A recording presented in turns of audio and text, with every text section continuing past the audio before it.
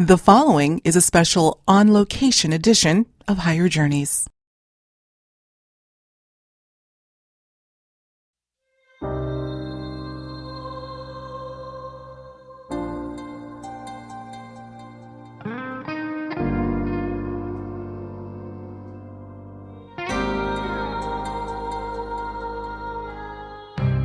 Are we living with gods among us? And if so, how, if at all, are they connected to us? Filmmaker and consciousness researcher Caroline Cory lays out a compelling thesis that not only are we living in the midst of a broader range of intelligent life, but that there's actually science to show that this is the case. In her groundbreaking documentary film, Gods Among Us, The Science of Contact, Caroline illustrates with fascinating narrative, first-person accounts, and interviews with some of the top researchers in the field that non-human intelligence has and continues to play an integral role in the lives of many.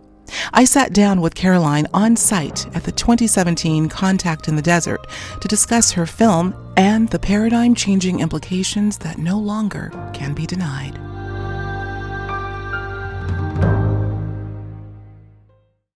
Caroline, at the open of this beautiful film, Gods Among Us, you begin by setting the stage of talking of your own experiences, which you say began at 5. We have a lot of territory to cover today, but I think it would be apropos for you to start with your own experiences. What were they? So I decided to start talking about this experience because for the longest time I didn't want to share my personal experience. It wasn't about me, it was about the information.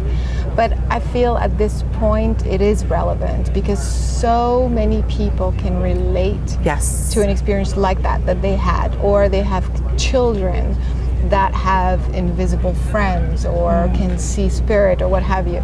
So I decided to start the film with my experience at the age of 5, which was actually an encounter with a consciousness. I was just hanging out in my parents' living room, and all of a sudden there was this huge amount of light, and it felt like a group of beings that just showed up there. And so at that time I noticed that I could see the subtle energy. I could literally see them and hear them and feel them.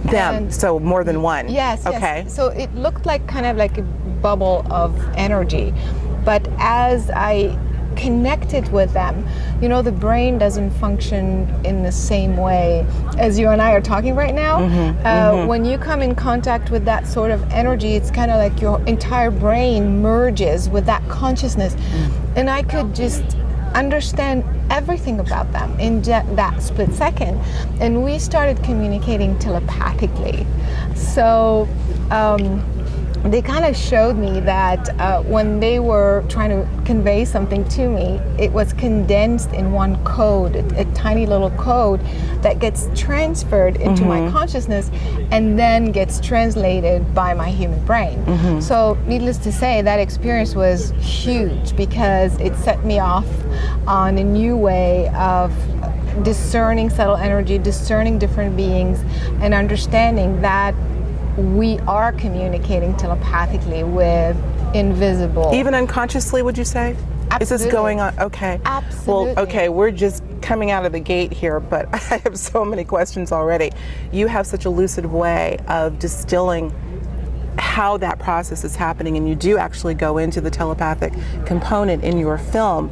But at 5 years old, how, obviously, or I shouldn't say obviously, I don't want to assume you weren't understanding it in that way, that process, or were you? Well, that's the point, and that's the reason why I wanted to talk about it, because it is an organic, spontaneous mechanism that everyone is capable of doing and is doing right now. And so when you're a child, you're more open to these sorts of things. So that's why you hear about, again, children who have invisible friends, imaginary friends, and because they're open. But with time, we stop ourselves. We unlearn. Exactly. We unlearn. Exactly. Right. But it is the most spontaneous, organic, easy, effortless mechanism that exists. In fact, it is meant to be this way, because everything is energy. Yeah. And all energy, by definition, is resonant. And so that's the reason why we are communicating, whether we know it or not. I love it. That's great. Well, we're starting to go down a rabbit hole already. But before we go too far, I'm going to show this beautiful trailer of God's Among Us in a moment. As a matter of fact, I think I'm going to show it right now. I think this is a perfect time so you get to see the brilliance of this film in about 2 minutes. So let's take a look at that right now. Awesome.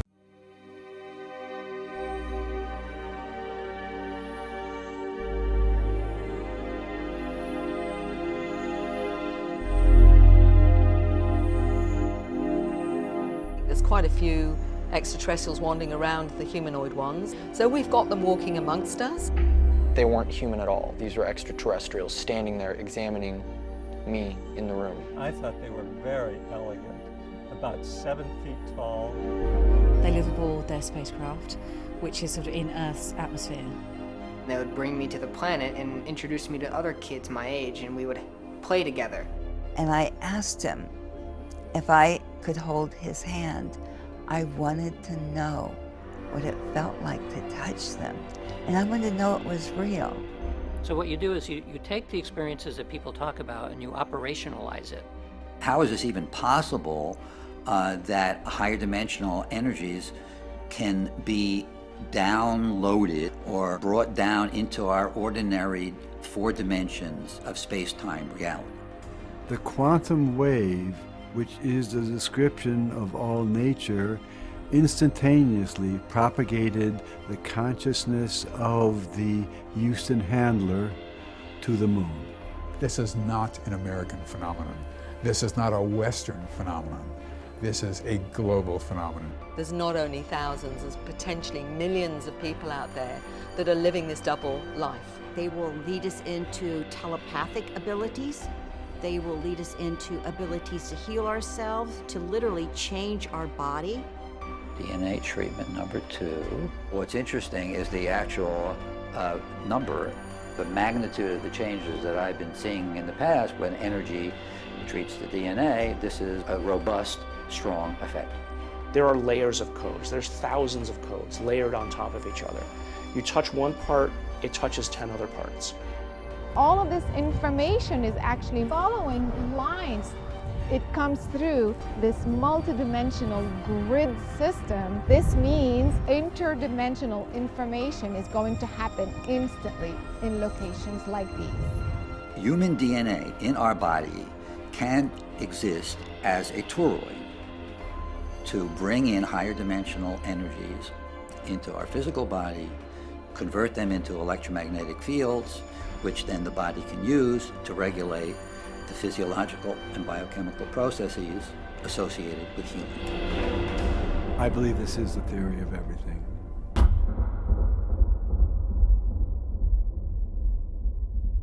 Beautiful. Awesome. Absolutely beautiful. And by the way, folks, you can go, I'm going to tell you right now, godsamongus.com and get not just one trailer, but 2. And I think the second one is a longer version. But invariably, you got to see the film. Let's get into some of the details of this film. Let's start with who you were able to interview for this film. We're talking academics, researchers, regression therapists, some of which I know, and the experiencers. How did you come to put together such a beautiful spectrum of individuals?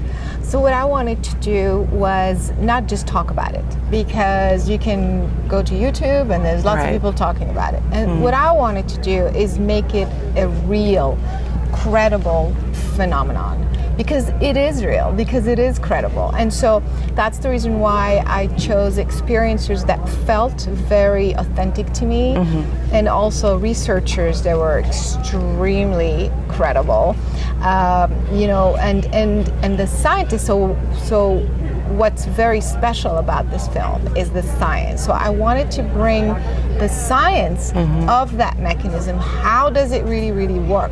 And so I looked for scientists, first of all, who not only were capable of speaking about it or speculating. Right.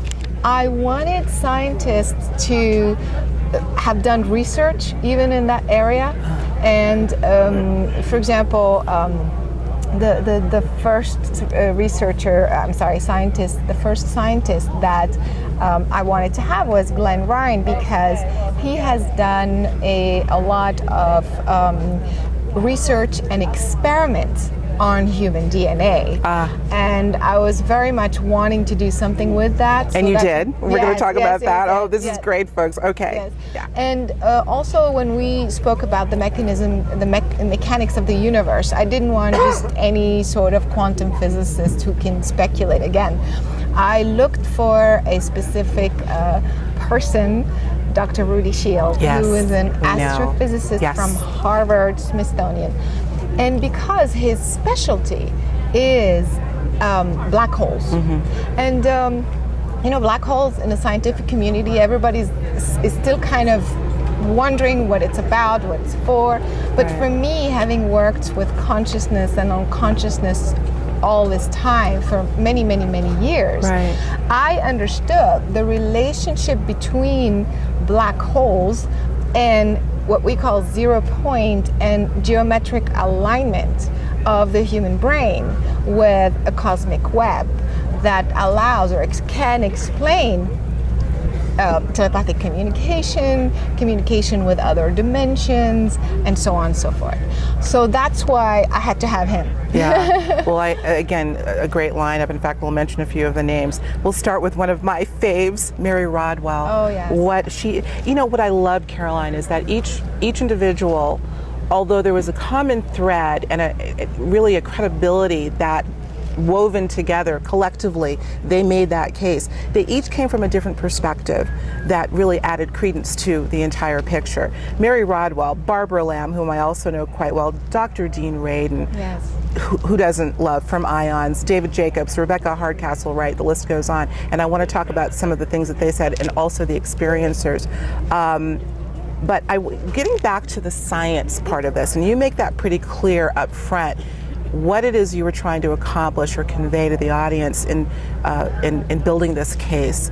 And I think the audience needs to know right off the bat, because we've talked about this on the show before, how important the quantum hologram theory of consciousness is, and how you so beautifully wove that in to this film. Let's talk about that for a bit. We're not going to get too scientific, although our audience can they're pretty smart, they're pretty with it, but so I think they'll follow along. But this is important because it goes way beyond the woo-woo at this point. There is a science to ET contact, is there not? Absolutely, absolutely.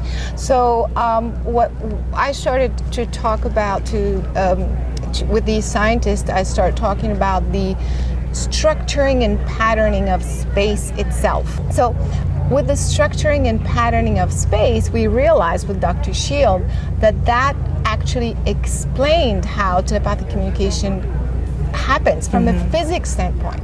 So we were able to relate how this quantum hologram theory that talks about black holes and how black holes have a very strong magnetic field that can store information on the surface of the black hole. So this means if you are thinking or sending any sort of information, that information is being stored on the actual fabric of space. And if black holes are positioned in very strategic, let's call it, strategic or specific hologram-like structure, then all of the black holes are resonant to each other. Wow. Which means whatever happens at this black hole happens at all of the black holes. Absolutely, and you do have a visual where you basically have a diagram and you're sort of, I suppose, superimposed on it, but it is such a perfect, it's a word picture, but it's an actual picture that the layperson can understand. I mean, this is complex stuff. We're talking about the dimensionality, I should say, of reality, and yet when you apply the science to it, and again, in a way that you so brilliantly articulated, I think it's clear that there's something really important going on. I want to get right into the experiencer testimony, because to me, that was, if I were to pick and choose, probably the most compelling. I think I have a penchant for the experiencer aspect of this, and my audience knows as I've covered this topic in great depth at this point. The anecdotes cannot be, of course, this is less of a scientific process and more of a storytelling, but they're corroborating each other, Caroline. Yes. Let's talk about I believe there were 3 young people, maybe 4, 1 young woman, beautiful young woman, and 3 young men. And talk about that the experience for you in interviewing them. So articulate, so passionate. Let's talk about that for a bit. I loved those kids. I'm sure. I could not believe my ears and my eyes just watching them talk about their experiences. Yeah. This is beyond just intelligence. Yes. This is wisdom. I mean, seriously, you hear that Zach is 19 years old. Is he the one with the sort of longer hair? Yes. And very impressive. Yeah. He connected with Nikola Tesla at the age of 9. You got to hear this. And it's really something. But the way he explains the information that he got, brilliant. I mean, you can tell that he is tapping, or he is bringing through his universal consciousness and much, much bigger awareness. So it is so refreshing, to find those young kids. They're not kids. Well, you were one of them at 5 years old. That's true. I mean, seriously. I guess so. Yeah. But it was amazing just watching them and talking to them and hearing them. So I'm looking forward to people to sharing them with absolutely the viewers, because you start to wonder, is this really, or could this be the future generation? I mean, because it's very, very hopeful. I mean, we're talking about individuals who can make sense of consciousness at a very young age. They talk about universal principles. They talk about energy in a way that makes sense, that brings oneness to the planet. I mean, these kids, again, they have experiences with their own higher self, but with other beings with such clarity and detail and precision, and can download star language. And let's talk about the star language. Now, this is something that Mary Rodwell has spoken extensively about, and has also goes into quite detail in her book, The New Human. This, to me, is something that goes, obviously it's beyond logic, and I don't think logic need not apply here. But in the film, you do, I believe there are 2 of the young ones who you asked to go into a bit of the star language.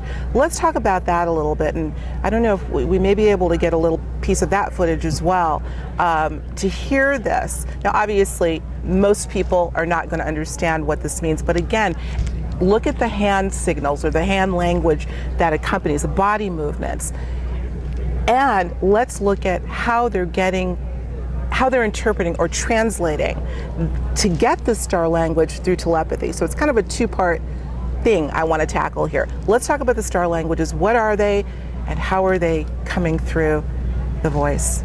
So, it's a little bit like what I started talking about with my experience. These are codes. And so the codes are universal codes, meaning if, everybody has a brain, a human brain, but everybody has also the bigger brain. It's kind of what I call the universal consciousness. At that time, your brain functions differently. It's your entire brain that's tapping into the entire universe. And so that part of your brain is shared by all other intelligent life. Like a mainframe in a way? Yeah, exactly. And so, so what happened is that it's kind of like we're speaking in a human language, and our universal brain is also speaking with everybody else. That's how it works. And so if you set your intent specifically, okay, I want to bring one of those messages that are floating around through, then you can kind of condense that information and translate them. So these codes can be right away translated, through your human brain, through your human voice. and then you hear the star language come out. So it's kind of a skill. Obviously, you have to get used to doing that, but everybody is actually tapping into this universal language. I find this so interesting. This is the second time you've mentioned that in this conversation, that really nobody is precluded from this. This is not a club. We know that there's some people that are considered, have far more of a proclivity for whatever reason for psychic ability and extraordinary experience. But at the core, we can't not be connected to it. How is it that some are consciously recognizing it and using it, and frankly, the majority are not? Yes. Or is that changing, you think? I hope so. Yeah. But you're right, the majority is not. And I think this has to do with society. Yeah. You know, you grow up and people tell your parents, you start with your parents telling you, okay, you don't talk to invisible people. Right. There's It's nobody there, discouraged. stop that.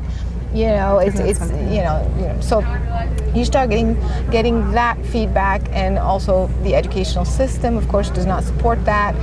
And we're also programmed. Yes. I really feel, speaking of DNA, at the core of the human being, there is a programming, and we're talking on a collective consciousness level for thousands of years. Agreed. It's not just since, you know, the last elections or what have you.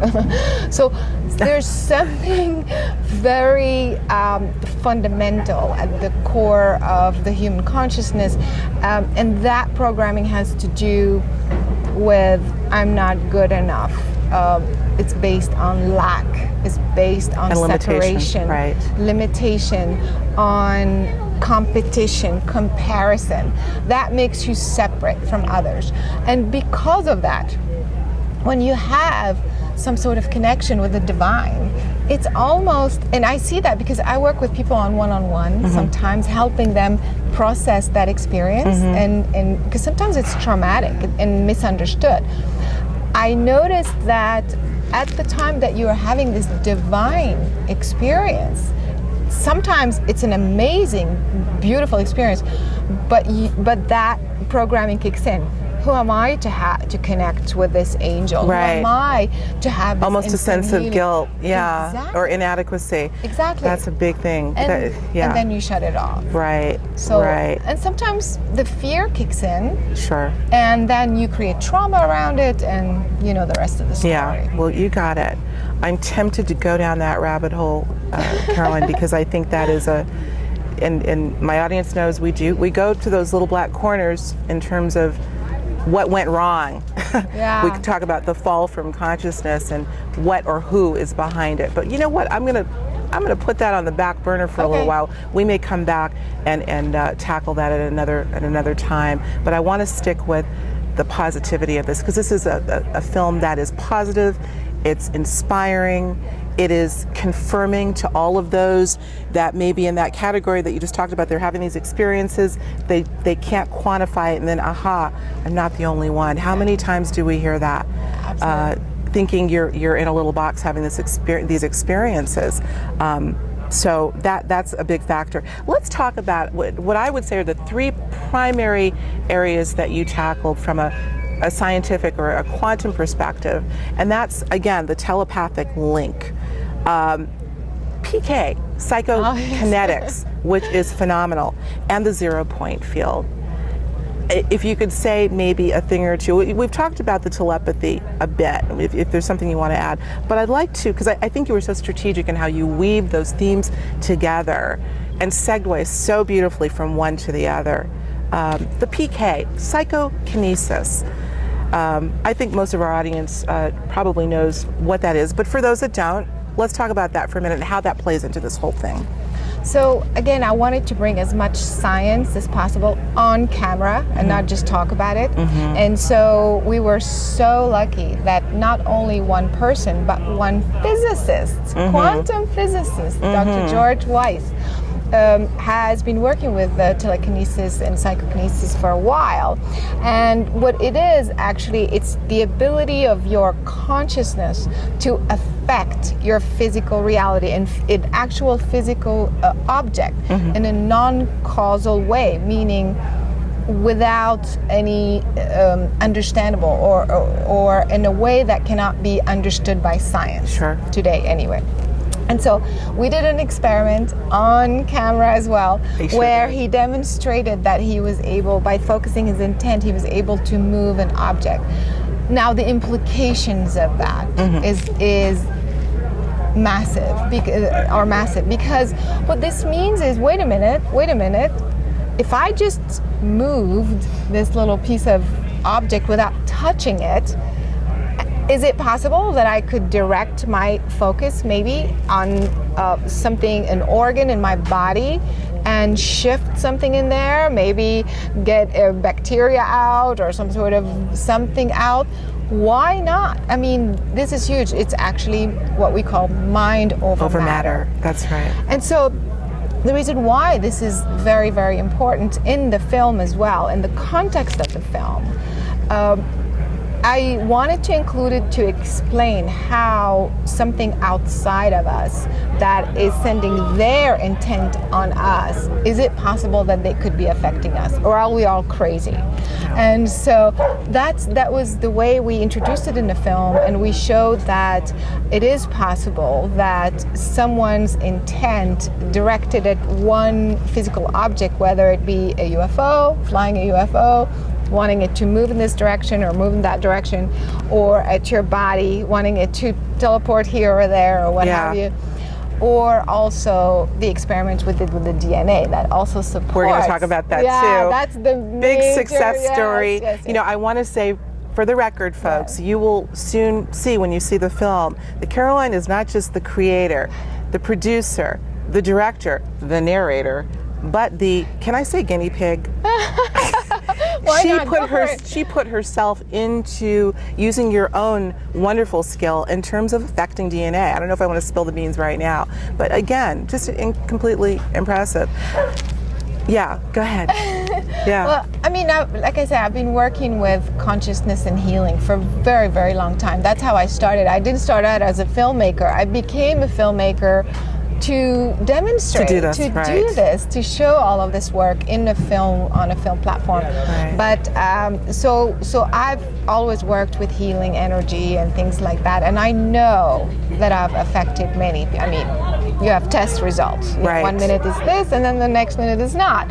Well, so because of that, I was quite confident. And then when we were filming, you know, when you do a documentary, you have to be open to whatever happens. So we start thinking, okay, so should we get another person to do this experiment? How does it fit in the story? And we said, well, let's just, it was spontaneous actually. It wasn't planned. Right. And which is the best. Yeah. And the first time we said, you know what, I'm just going to try and just see what happens, and then we'll go from there. And then we can decide if we need to bring other people.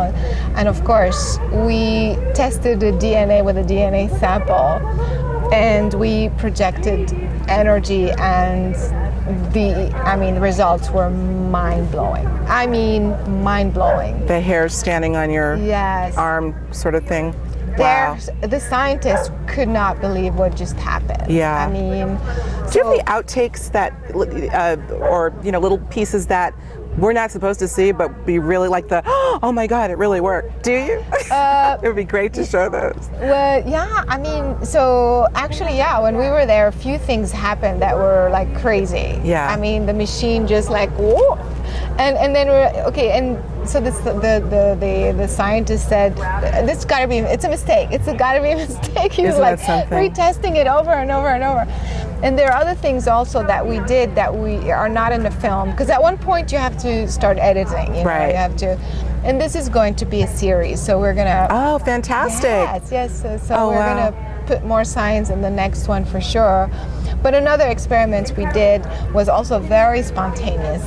It was after the filming, and I told this other team of scientists, Beverly Rubik and Harry Jabs, awesome couple in the Bay Area, and they work with biophoton emission. And then I said, what if we did a long distance something, invoking an energy and to see if that biophoton emission happens or not. And they had never done that before, and they had never done that with a being, with a spirit being.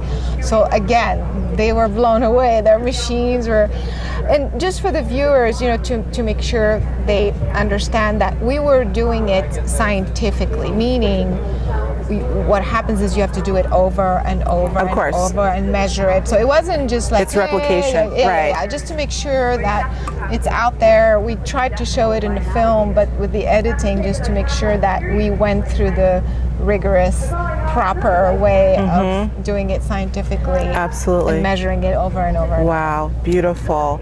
Well, we're going to take a short break. I want to keep that momentum going, but I have a feeling we'll be able to pick up right where we left off because this is really exciting stuff.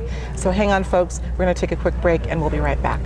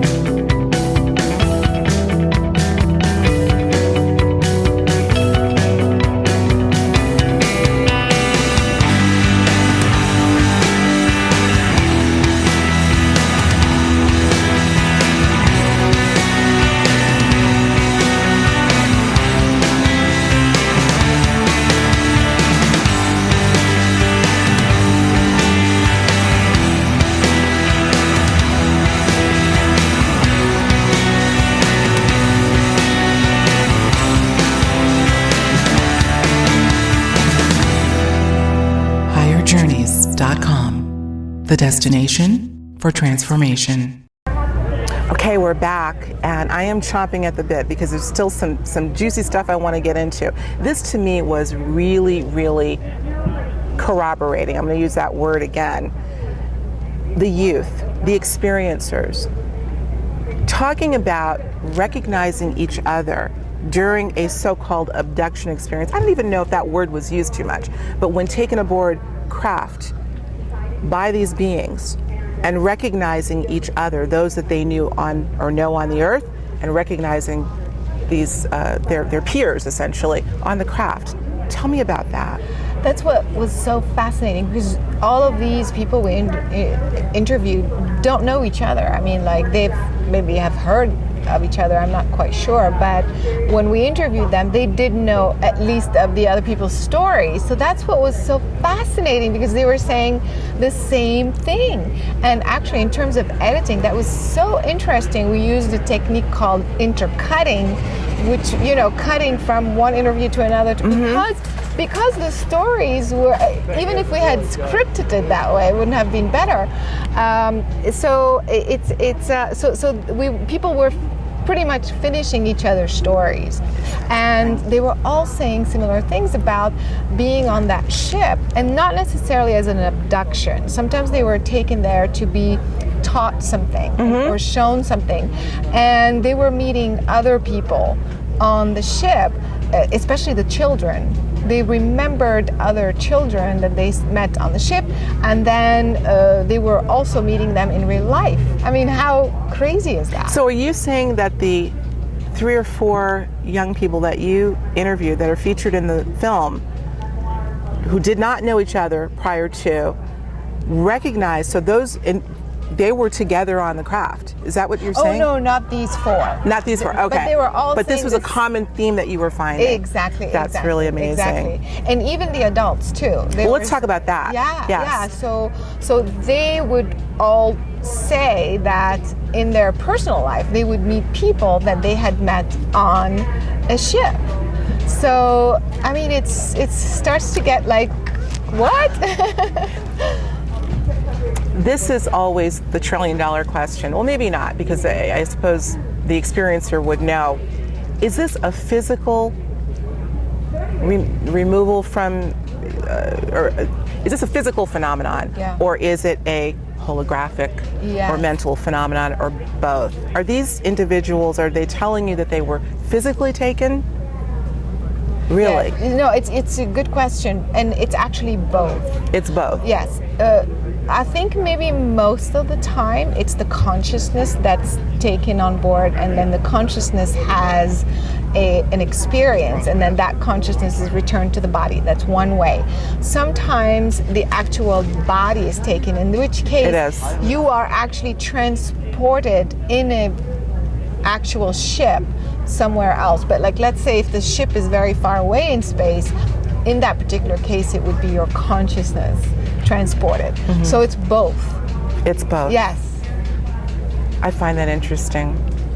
So let's say they're being taken mentally or holographically. That seems to fit for me. That's where that larger brain that you speak of is fully active, yes? And is recording the experiences. Absolutely. And so when they bring it back, they integrate it with the human brain. I was just going to say. Yes, exactly. And then there's a communication between the small brain and the large brain, essentially. Exactly. And they start to download that information, because that universal brain part is absorbing a massive amount of information in codes. Yes. And so when they bring that back into the human body and the human brain, it takes sometimes a little bit of time. So they would come back with some of the information, and then a little bit down the road they'd have another aha moment, and then they remember that they picked that up on the ship. You know what I mean? So that large information gets unfolded gradually through time. Sometimes over a lifetime, yes? Absolutely, yes. You know, I'm talking in the work that I'm doing, in the research that I'm doing into the experiencer phenomenon, and it's incredible to listen to the range of stories, particularly of the adults who are having epiphanies these days, realizing that they too have had experiences perhaps since childhood, and they're just now coming to the level of consciousness where they're able to remember them. I think that is quite interesting and quite curious given the times that we're living in. I talk about the proverbial veil thinning, and with that, more revelation of our own experiences are coming to the fore. So, wow. Well, I know we don't have too much time left, and we have to talk about the crop circle thing. The crop circle thing, that's a big story, and there is some incredible footage you have. In fact, you spent a good bit of time talking about your experience at, I think it was a newly formed crop circle at the time you had visited it. And I've always wanted to do this, have yet to be in the presence of a crop circle, but you literally walked amongst the shapes and the symbol itself. Tell us about that experience and what you came out of it with. So what happened, we were in England, and I don't know if you know about how crop circles happen. It's a whole community, it's a whole culture now. And literally during the night a crop circle is made, and then by morning it's up on that website and everybody just kind of flocks to discover it. So I just happened to be there on that very first day. And just happened to be? Yeah, of course. Just happened to be. Of course we had to film it, and we had a beautiful drone camera, so it was fantastic.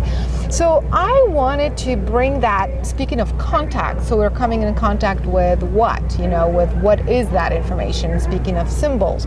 And so we filmed me going through the crop circle, and kind of, I wanted to just go off of what I was feeling, not worry about what other people tell me or what have you. And it was so interesting because I felt that as complex and interesting, as it may look, and people will see that in the film, I actually felt a very off, weird energy. So, because, we talk about, is this a hoax, is this human-made, or is it extraterrestrial? It was extraterrestrial. You really feel that? Absolutely. We talked about this offline, okay. 100% extraterrestrial. Well, how would you, I'm going to stop you right there if I might, Caroline. How did you know that? What were you picking up on? And I want to quote you, so don't take the quote, because I'm going to quote you.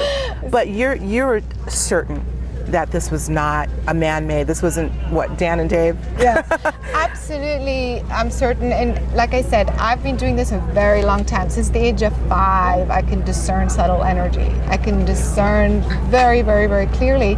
And it took me a long time to master this ability to discern, and have validity over and over and over and over. So whatever mechanics or whatever system I have going on, I know it's working. At least I want to say 98% without sounding. But that's really has been my work. So that's why I can say that with confidence. And this consciousness was absolutely, definitely extraterrestrial. Okay. But what was surprising, because I was really clean slate, not prepared. No expectation. No expectation. Right. And so I felt definitely extraterrestrial, but then all of a sudden it felt lower than the human. Let me quote you on this, because this is brilliant. Thank you for introing this. This is what you said, Caroline, after emerging from the crop circle. You say, advanced technology does not necessarily mean advanced spiritually or a higher level of consciousness. This is how you sort of, after you emerged, this is what you felt, and this is what you had to say about that. You felt like this was not necessarily of the highest spiritual integrity. Absolutely not. But you know how we also have this preconceived idea that anything that's extraterrestrial, anything that we cannot see, anything that's high tech is better than human. So that's what I thought was so interesting and surprising, that not only was an extraterrestrial consciousness that did all of this, amazing technology, people will see that, but it felt smaller, like even lower than the human. Imagine that. And that's what I felt was, wow, I couldn't even imagine of a consciousness even lower. Speaking of being misaligned, so that was that interesting? So, if this is what you were definitively picking up after coming out of this crop circle, and we're looking at the whole history of perhaps authentic crop circles and there being a reason for them on this planet, some form of communication or message that we're assuming they're trying to get to us, what do you think would be the reason to have something? Because they obviously were aware. Well, I don't want to say obviously aware. What would this mean? In other words, if it was of a lower spiritual consciousness, if you felt that way. Yeah, actually, I was still kind of trying to feel like what that consciousness was and why they were doing it. And I felt that this crop, I don't know if we should, kind of let people discover the actual crop circle stuff. I guess it doesn't matter in the film, but I felt that this crop circle was actually not finished. It's as if it was a child. E.T. Interesting. Who kind of went in there, kind of snuck in at night and started doing something and couldn't finish it, got caught and kind of ran away. It was kind of like that. And if you look at it again, you will probably pick that up, that it wasn't finished. I got that sense. Well, we spoke before we went on camera, and I said, do we want to talk about it? Can you give us the scoop on air or off? Yeah. Because the feeling that I got, Caroline, after you so brilliantly zoomed out, and you're in the middle of Caroline's in the middle of the crop circle, and the drone is going up, giving the viewer a perspective of that you couldn't even see, frankly. Exactly. So I had the advantage I had the purview of seeing the entire crop circle, and what I first got, there's, I don't want to give away everything, but there's some very interesting symbols that are sort of on the perimeter of the circle, and yet maybe what I was sensing is that it wasn't finished. Exactly. It was unfinished, like kind of off. Like I said, I felt like it was a group of, not a group, maybe 2 or 3 kids, like younger, E.T., low vibration, snuck in, did some stuff, got caught, left. Well, this opens up a whole another can of worms now, doesn't it? Yeah. That's interesting. Yeah. I say you should develop an entire film around that crop circle. We'll see. Is there a name for this particular crop circle? Do you name it? You know what? I asked Barbara, because she was there with me at the time. Oh, was she? And I told her, I said, Barbara, did you go into that crop circle the next day? And she couldn't remember it. She couldn't remember, and she couldn't, and I cannot find it. on that main website. In fact, I thought that was very bizarre because it's in the film, so it was there, and we cannot find any like kind of records of it. Nobody remembers it or can talk about it. So Isn't that well? That in and of itself is a little curious now, isn't it? I know. Did you get to see any other crop circles while you were there? I did, and the energy was slightly different. But you know, those there had been a lot of traffic before I got there. So the one that was really fresh was the one that's in the film, but the others, you know, so you could feel a combination of human and ET energy already, kind of all mixed in. Fabulous is all I can say. Well, we're winding down. Again, so many other different aspects we can talk about. There's the telepathic part is it's very important. All of the aspects that you illuminate are critical to understanding this much bigger picture. But before we close, let's go back to the telepathy part again. And the way you explain that it seems that telepathy is the primary mode of communication between what I like to call the NHIs, the non-human intelligences, because I do think they're myriad, and the individuals, the experiencers. But you also intimate that it may be more than just the fact that that's just the way they communicate, but a teaching tool to prepare Homo sapiens sapien for their new, what will become their primary mode of communication, and that's telepathic. Did I get that right? Yes, absolutely. Well, so telepathy, though, it's kind of like the basic understanding of how this or the basis of all of communication. But there's also just energy transfer, and in fact, that's what we proved with the DNA experiments. So this is where the actual consciousness of an entire frequency of an intelligence that is more evolved is integrating, is infiltrating within the human consciousness to evolve it, to bring it to a higher level. So that is also a form of communication. Right. So again, the human brain and the universal brain. And the universal brain. All different levels. The macro and the micro. Yeah, absolutely. Right. And the micro is nothing more to me than a reflection of the macro. It's a holographic principle. The whole is contained in the part. So really the universal brain is a part of, as I think it was William Blake that said, the universe is in a grain of sand. So if we liken our physical brain to that grain of sand, the universal brain is within it. How's that? Absolutely. Listen, we're just about out of time, but I want to congratulate you for just a brilliant job. The quality is superb. The imaging, the music, everything about it, and a package that's beautiful, but so important in shifting the paradigm of mankind. This film was screened yesterday. We're still here at Joshua Tree, California, for the Contact in the Desert. Beautiful conference, and it was screened yesterday to a large audience in the big venue over here. And it's going to be, I think you made you were the official selection for the Philip K. Dick Sci-Fi Film Festival in New York City on my birthday, May 28th. I wish I could be there, but congratulations on that. Thank you so much. This is just great. We're going to spread the word about this film. I think everyone needs to see it. But tell us, where can people access the film? So they can go to godsamongus.com, which is the main website, and they can just go to the events page and they can see where it's screening and all of the information there. And you've got some follow-ups coming up, right? Can I ask what you're working on next? Well, actually, this is going to be a series because we've had such success with the science and how it all came together, and the response and the feedback has been amazing. And I'm talking from all different angles, from film, perspective, but also production perspective, but also from, the folks who are interested in UFOs and things like that, consciousness, but also the scientific community. So I'm very, very excited, and we're going to continue.